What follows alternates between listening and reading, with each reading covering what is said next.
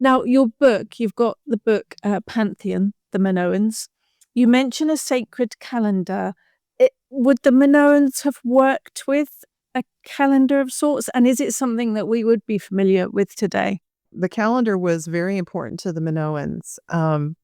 There is one of the sources of information that we use that I forgot to mention earlier is Archaeoastronomy. And that means figuring out how ancient people connected with the sky and celestial objects. Okay. There is a group of people at Uppsala University who did huge, vast amounts of research, all these research papers. And so we scrabbled our way through all of the academic writing and found out that the Minoans, when they built their temples and the temple buildings on the peaks, at the peak sanctuaries on top of the mountains, and even the buildings at the cave shrines, they all have astronomical alignments. And so what that means is that, so these buildings are designed so that when, say, the sun rises on a particular day, the light of it comes in through a specific doorway or illuminates something on a wall. So it becomes like a marker of that day as sacred. Most people have heard of the throne room at Knossos, right? It's a room that's got this central throne-like seat that's flanked by frescoes with griffins in them.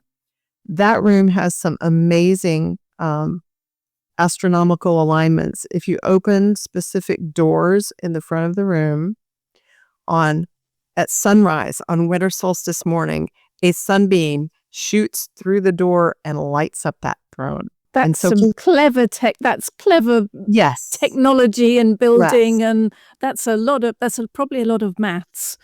To that. Yes.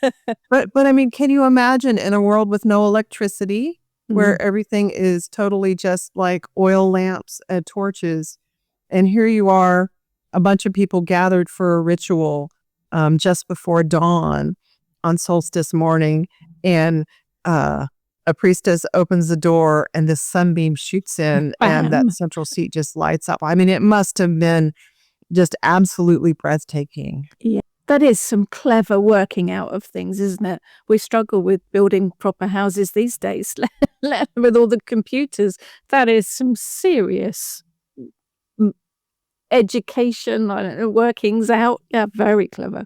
We took all the information of those astronomical alignments and kind of shuffled it together to see what the calendar might have looked like, because every single one of those dates for an astronomical alignment would have been important to them. Yeah.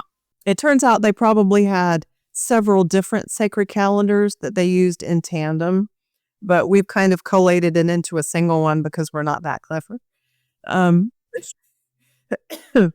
But some of them are very recognizable. Some of the festivals are very recognizable to modern pagans. The solstices and the equinoxes. I mean, that's just like the basis for every sacred calendar. A lot of the spots that we found have to do with what's called the heliacal rising of stars. And what that means is first thing in the morning, if you're up just as just before sunrise, right, just as the sky is starting to get light, but before the sun actually comes up, you can still see some stars just above the horizon. Okay. And some of those stars will be right in the spot where the sun's about to come up. And as the sun gets closer to coming up, it gets lighter right there, and those particular stars disappear. So it looks like the sun eats them. So the heliacal rising of a star is the first time over the course of the year that you see a particular star in that spot right before the sun comes up. And this is the kind of thing that a lot of ancient cultures around the world watched for and used to calibrate their calendars. So sailing was real big with the Minoans, right? They had these amazing boats. They sailed all over the Mediterranean. So there was a sailing season. There still is in the Mediterranean. And the beginning of it corresponded to the time back then when the Pleiades had its Heliacal rising. Okay, and that would have been about the middle of May. So we just passed that. And then the Pleiades has their Heliacal setting back then in mid-October, which would have been roughly the end of the sailing season. The winds change and it becomes not really safe to sail. And so we have those two spots. We call them the blessing of the ships, which is the beginning, and then harbor home, which is the end of the sailing season. And there are still places around the Mediterranean that celebrate the beginning of the sailing season. In Venice, there's a huge flotilla, and the current religious clergy bless the ships. And so this is something that has continued in these seagoing cultures. But yeah, lots of. I suspect that the ancient Minoan sacred calendar was every bit as full as the Roman one or the Greek one.